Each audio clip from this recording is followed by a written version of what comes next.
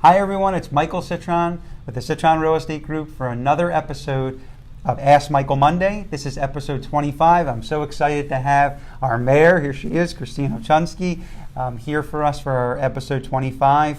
I wanted to appreciate you coming on for sure. Thank you for having me. It's a pleasure and an honor to have you on. For people that don't know you, maybe tell who you are, what you do, and a little bit about your family. Well, my name is Christine Hunschofsky. I'm currently the mayor of the city of Parkland. My family and I moved here from Boston almost 18 years ago.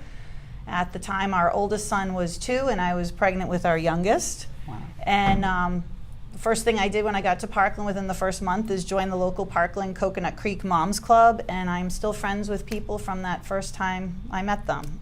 Over the years, I've been very active in the city. I served on our Education Advisory Board for 7 years. Additionally, I covered all the commission meetings for 10 years for Parkland Life magazine, and I was elected to the commission in March of 2013, and I became mayor in November of 2016. Wow, so time flies. Sure does. You wear a lot of hats, Christine. That wears a lot of hats. Well, we got a lot of questions, and we wanted to kind of put it in order. This is not a political debate in any means. I said that when we interviewed Commissioner Udine. You know, the city has come together through our tragedy. The students, the faculty, we live in an amazing city, and certainly we're still mourning and we're still going through this process. The number one issue that is in the minds of our viewers and people that have emailed us or called us to ask questions was the safety in the schools. So that is our main concern moving forward. So I have met with many new potential Parkland residents and over the last couple months, and the questions that we keep receiving are the schools safe, and how will the new laws recently passed and signed off by the Governor Scott to protect our children and faculty. So that's their main concern. And I hear that concern all the time. One of the first things the city of Parkland did when this happened is allocate additional funding so that we could have additional police presence at the schools. The schools within the city limits are all operated and run by Broward County Schools. So they are the ones who are in charge of the safety, and of course we advocate wherever, whenever, and wherever we can. Like I said, we are the ones that provide the funding for the SROs that are on campus. With the Senate Bill 7026 that passed, Broward County Schools, like all the schools throughout Florida, will be doing threat assessments at each and every school. And we've been told by Superintendent Runcie that the schools in Parkland, their threat assessment will be done in May. From there, they will have data on where improvements can be made, and then they can apply for funding. Okay, big concern for us. The rumors are going around. You know, you've watched the news, or you look up the chats online. You know, the building 1200 where this tragedy occurred started. Is it going to be torn down, rebuilt? Is a memorial going to be placed? What information can you provide our viewers on what's going to happen to that building? Again, those are decisions that will be made by the Broward County Schools, but they were given funding, $25 million, to build an additional building. The 1200 building right now is planned to come down at some point, but is currently a crime scene. And until that whole process has been completed, I don't believe they're able to tear it down. Additionally, as part of Senate Bill 7026 that passed, the legislature funded $1 million toward a memorial that will go to the Broward schools for a memorial at Stoneman Douglas. Okay, great. So a lot of people didn't know what's going to happen.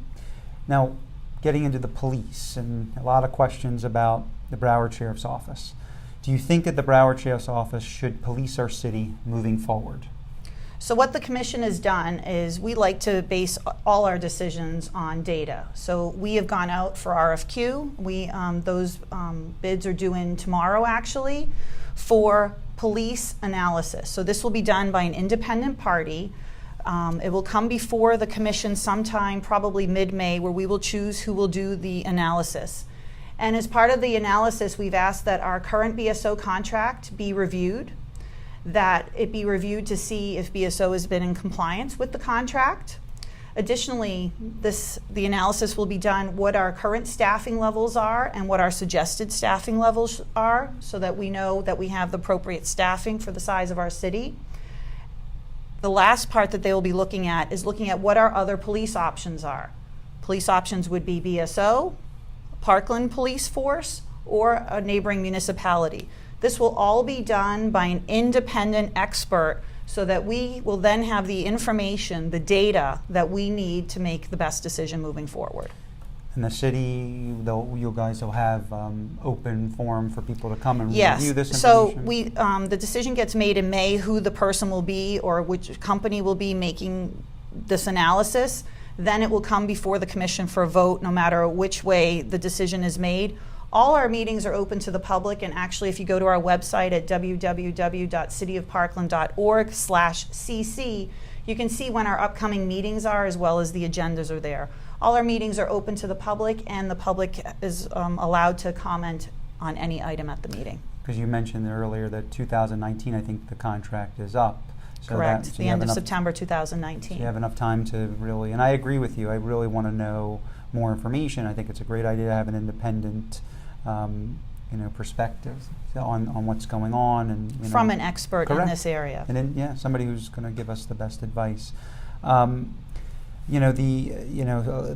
really, I want to get off a little bit of this subject and talk about some other things. School related still, I think people are still curious to know about the Parkland Charter School. What is the latest news on the charter school itself? So the charter school purchased approximately 10 acres on the northwest corner of Hillsborough and University.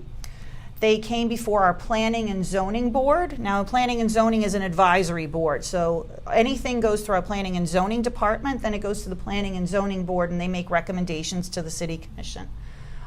They did not pass the charter school, and instead of coming then forward in front of the city commission, the charter school company decided to pull back their plans, rework everything.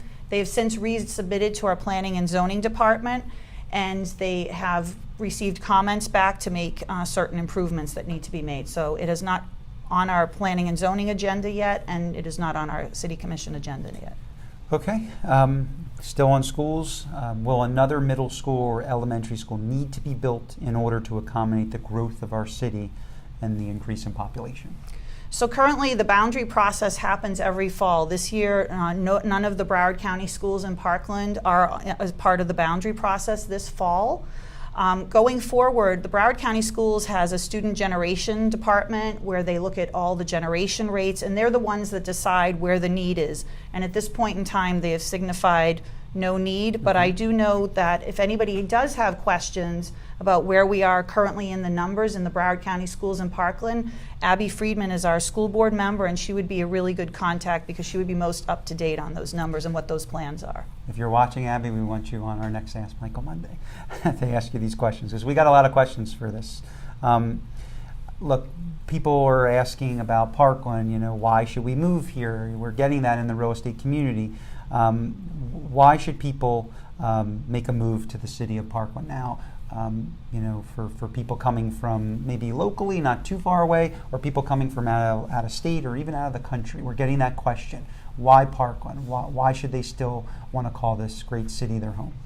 The reasons I moved to Parkland almost 18 years ago are still the same reasons why I continue to remain in Parkland, and I want to continue to have my family here in Parkland. For those of you who witnessed how this community came together after this tragedy, that is a testament to the quality of our city and our residents.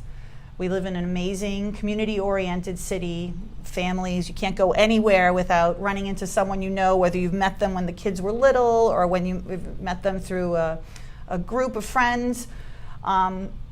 People all move to Parkland for the same reasons. They want the same things for their lives and their families. They want to feel connected. They want to feel part of a community. And it's a nice area to live in. We have beautiful parks. On the weekends, you can see people out and about, people getting out of their homes and out behind their communities and being out there for each other. We also have amazing volunteers in this community who are always willing to lend a helping hand to anyone in need, whether they know them or not. And these are the things that made Parkland special before February 14th, and they continue to make Parkland special. Yeah, we talked about it earlier, about the candlelight vigil. Paul and I walked up from Parkland House to it, and we looked at each other and we said, this is why we live here. Through the tragedy and the worst night probably in our city's history, That made us, we know it. I mean, it's crazy to say that that at that moment we decided that this is where we're going to live forever. Also, I think talking about the improvements of the city, there's a lot of questions, the street lights on Coral Ridge and University. These are things that people are concerned about.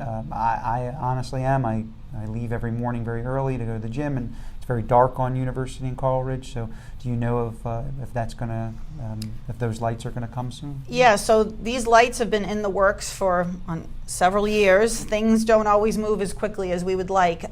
They're currently with FPL now, and we've been told that they should be completed before the end of the summer or around the fall time, and they will be lighting all along street lights along University Drive and along Coral Ridge Drive.